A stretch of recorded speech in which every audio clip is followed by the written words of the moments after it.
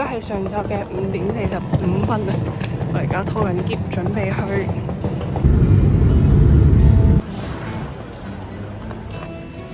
喺德國。我哋嚟咗德國。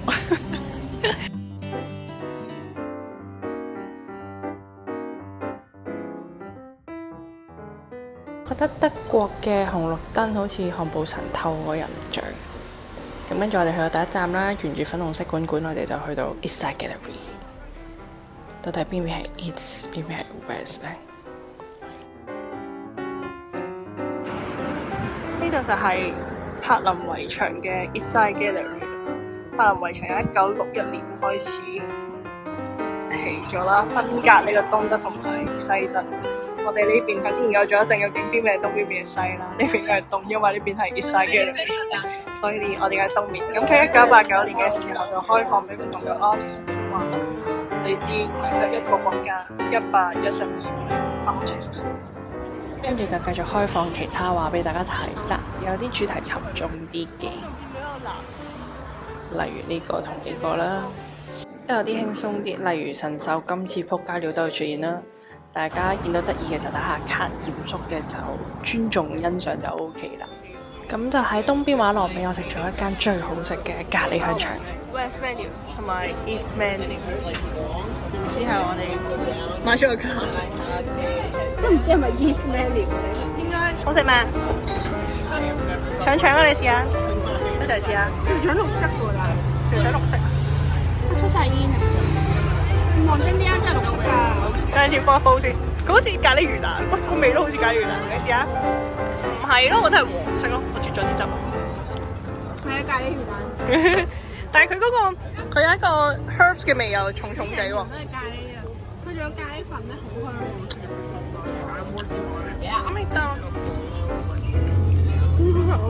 德國梗係有啤酒，食食下就見到呢架12人嘅單車，大家飲住啤酒一路踩，一路飲，一路飲，一路踩。飲多啲啦，拜拜。同埋德國另一大特徵係，佢哋真係唔會衝紅燈嘅，你睇下冇車都唔衝。然後我哋喺好浪漫嘅落日之下，就去我哋今晚要食嘅餐廳。玻璃上面係布蘭登堡門嘅 Outline。落咗車之後係一個好 raw 冇乜設計冇乜 decoration 嘅一個地鐵站啦，一樣係冇閘機嘅。不過所有嘢就好對稱，好簡單，完全冇多餘嘢。唔知會唔會都曾經做過防空洞呢？啊，雖然冇閘機，但係其實都要買飛。以下講解一下。其實你要做嘅嘢就係先買咗飛，跟住就打卡，然後上車。佢零閘機嘅，所以好嘈嘅。要幫你買飛先上車，一個講求自律嘅搭車制度啊。Hello。然後我哋就喺 Google Map 嘅 suggestion 之下，就揾到呢間 Mette Maurice 啦。咁呢個就係門口個吧位啦，有兩隻好詭異嘅公仔，就係佢哋嘅主題公仔。佢哋1902年開業至今，勁喎，勁歐洲，好似翻咗中古世紀咁。呢條女好攰啦，已經，我都好攰。但係好笑，佢卡通人物，但係嘅公仔，但係裝住嗰啲啤酒，呢件事好衝突，好矛盾，好衝擊啊！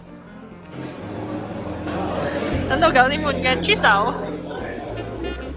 同埋紅酒醋牛肉，係德國嘅經典菜，有粒波波，食得啦！早晨。而家係德國嘅11點，我想講除咗遊客之外，我覺得成條街都係冇其他人。我諗因為係星期日，然之後大家琴日都飲到嗨晒，就係咁。我哋而家就 on the way to 搭車去集中營啦。希望我哋揾到啱嘅車啦，繼續交通係一個 headache 喺呢度。喺只有窗冇冷氣車上面影住呢條女，佢話冇影佢。跟住我哋行咗半個鐘，終於到咗。而家我哋就到咗薩豪森嘅集中營啦，跟住租咗個 audio 街嚟一路行一路聽。條女口誤，呢度應該係薩克豪森集中營。柏林市中心就係松 A 啦，遠少少係松 B， 跟住係松 C。咁佢位於更加松 C 嘅地方，搭車大概要個幾鐘先至會到。咁佢係二戰嘅時候，大概1936年到1945年，德軍攞嚟囚禁政治犯啊、猶太人嘅地方。你見到呢個三角形嘅位置就係佢哋主要嘅營區，後嚟佢哋仲有不停咁樣擴建嘅。去到近年啦，德國政府就將薩克豪森集中營開放，咁就俾啲遊客參觀，亦都留低咗當時集中營嘅一啲文件啊，或者生活嘅物品俾遊人去參觀，了解更加多嗰陣時集中營嘅生活嘅。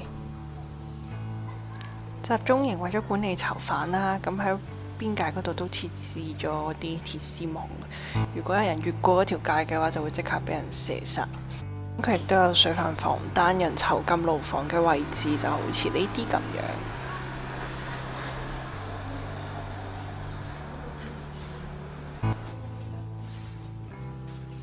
咁時至今日啦，有啲營房呢，政府好似冇特別去翻新啊，咁仍然保留住幾十年前佢哋住嘅狀態，例如佢哋瞓過嘅3層床啦。Airbnb 唔好揀呢啲，如果唔係你同集中營嘅囚犯冇分別。咁同埋可以去睇下佢哋嗰陣時嘅洗手間啊、廁所。根據資料呢，就話佢哋每個朝頭早同埋夜晚先會被批准去一次廁所，去整理自己嘅啫。咁可能同一個營房嗰陣時會有400人甚至更多人一齊住，但係其實佢只不過可能係等於三個教室，平時香港嘅課室咁大度。咁呢個我哋就繼續行啦。其實每一個營房或者展區相隔好遠，中間呢啲石仔其實係以前嘅一啲營房，只不過佢而家拆咗。咁跟住就係死亡區域啦，呢一度就係處決犯人嘅行刑地方。如果有明顯犯錯，就會帶過嚟直接槍斃處死。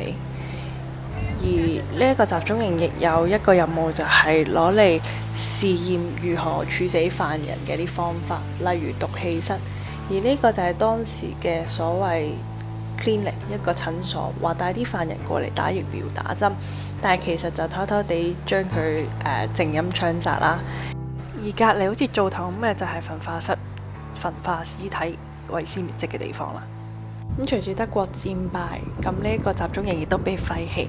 1961年，德國政府就喺集中營嘅中間矗立咗呢一塊紀念碑，嚟紀念翻當時解放呢一堆政治犯嘅嗰個時刻。中間企嗰個就係蘇聯紅軍啦。之後我哋就翻柏林嘅市中心啦，去到歐洲被害猶太人紀念碑。呢度有成2711嚿水泥石塊。創作者其實冇實質講到佢成個創作意念係乜嘢嘅，訪客大概會知道係同被害嘅猶太人有關，但係其實實質個感覺呢啲石塊代表嘅乜嘢，咁就靠你自己去感受咯。咁碑林下面其實仲有個展覽中心嘅，不過我哋可能太晏嚟到，又或者係今日休息，所以佢冇開到，我哋就睇唔到啦。聽講裡面仲有好多 art 嘅展覽啦，同埋一啲遇害猶太人嘅資料。如果你有機會入到去，你話翻俾我知你睇到啲咩啦？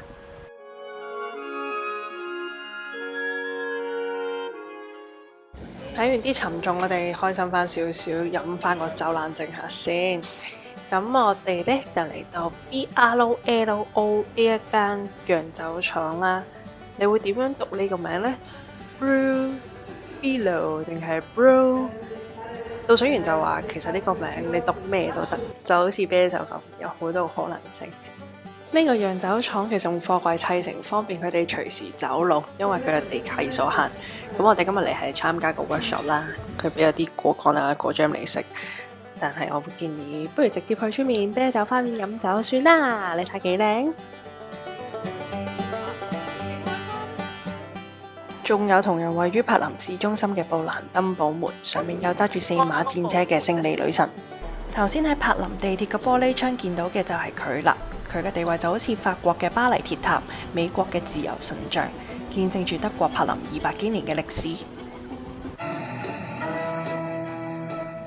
布蘭登堡門地位咁崇高，個場又咁大，梗係唔好嘥啦。咁所以柏林人呢，成日都會喺嗰度搞下啲慶典啊，或者係一啲巡遊嘅。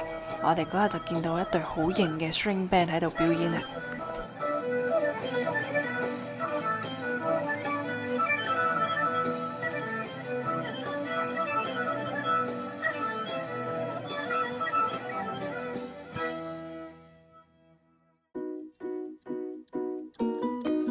不如講下頭先發生咩事？我哋啱啱已經出咗，係冇錯，我哋已經出咗閘、出咗關，成粒鐘、半個鐘。咁跟住我哋就揾車搭啦，諗住離開機場啦。但係呢度有2萬種方式可以離開機場，我哋完全冇頭緒點走。跟住望到嗰個 Google Map 咧，就寫住 RE8咁樣一個框啦，跟住完全唔知係咩嚟。咁到最尾我哋就好勇敢咁走咗入一個車站嘅物體問佢，佢就印咗一張紙出嚟。印咗一張咁嘅紙，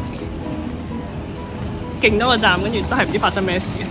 咁跟住好迷茫之下就研究咗撳下嗰個機之後，就發現好似係撳機，然之後揀其中一格，跟住啲頭尾尾啲英文字母好似係啱。咁我哋就準備上車啦，陣間我哋睇下陣間係咪真係可以安全到酒店，希望一齊安好。未試過咁不安嘅去到個機場。好，轉頭見。通常嚟到機場，可能好似我哋咁樣咁迷茫咧，咁你可以睇下呢個 transportation 嘅圖啦。咁其實最主要咧係有鐵路班，跟住 S 都係地下鐵啦，U 都係地下鐵啦，bus 啦。咁呢站都係啲長途鐵路嘅意思。咁咧你就跟翻呢個 map 咧去揾翻自己個層就得啦。通常鐵路就喺最底嗰層。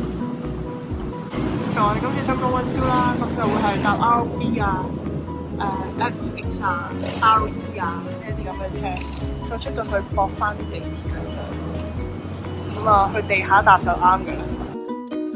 哈哈，就係咁樣，我哋有驚無險就去咗地庫，買咗飛上呢架紅色嘅雙層列車，去到我哋酒店嘅地鐵站咯。就係咁啦，德國柏林第一站完結。敬請留意下一集。